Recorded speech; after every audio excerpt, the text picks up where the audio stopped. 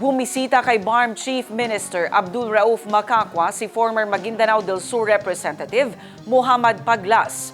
Ayon kay Macacua, ang pagbisita ng dating kongresista ay bilang pagpapakita niya ng suporta sa kanyang pamumuno sa BARM government. Ang detalye mula kay Jen Garcia.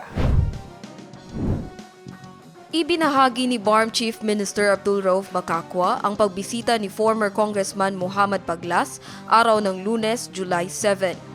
Ayon kay Macacua ay pagpapakita ito ng suporta sa kanyang pamumuno sa Bangsamoro government. Kasama ni Paglas ang ilang mambabatas ng BTA Parliament at elected officials kabilang na sina MP Jack Abbas, MP Abdullah Hashim, MP Jafar Matalam, former MP Dato Midpantao Midtimpang, Board Member Dato Yusef Paglas at ABC Provincial Federation President Dato Suud Matalam. Nakiisa rin sa pagbisita sina Mayor Ismael Boy Hashim Mama ng Nigawasan, Mayor Abdullah Abbas ng Tugunan, former Mayor Rafsanjani Ali ng GSKP at former Mayor Abubakar Paglas ng Dato Paglas.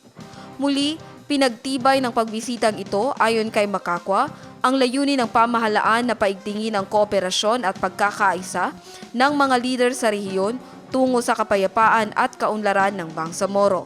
Jen Garcia, iMinds, Philippines.